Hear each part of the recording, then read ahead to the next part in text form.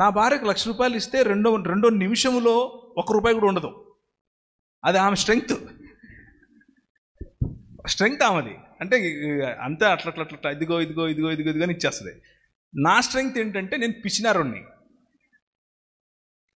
నేను దాచిపెడతాను, అంటే ప్లానింగ్ చేస్తాను. ఎందుకు అని అంటే నాకు తలకాయలో 100 ఉన్నా కానీ అన్నిటికీ బడ్జెటింగ్ వేస్తాను. బడ్జెటింగ్ వేసి ముందే పెట్టుకుని అది దానికే వాడతాను. నా భార్య అలా కాదు. ఇది కూరగాయల కంటే ఆ కూరగాయల గ్యాస్కి కూడా ఇస్తుంది. అదే కూరగాయల డబ్బు పెట్రోల్కు ఇస్తుంది. నేను అలా కాదు. ఇది కూరగాయల కంటే కూరగాయలకే వాడతాను. ఇది నా స్ట్రెంగ్త్. నా భార్య నాకేం చెప్తుంది అంటే నువ్వు ఇదే చెయ్యి. నేను అది చేయను. నేను దాంట్లో కాలు పెట్టను, దాంట్లో ఏలు పెట్టను.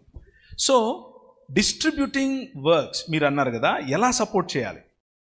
పిల్లల పెంపకం, ఆర్థికంగా మిమ్మల్ని కాచుకోవటం, అలాగే సామాజికంగా మీకున్న గౌరవాన్ని నిలబెట్టడం, ఇవన్నీ కూడా వేరు పద్ధతుల్లో స్త్రీ పురుషులు పంచుకొని చేయాల్సిన పనులు. సంఘంలో అయినా అంతే, బాధ్యతలు పంచుకొని మనం ఎదగాలి.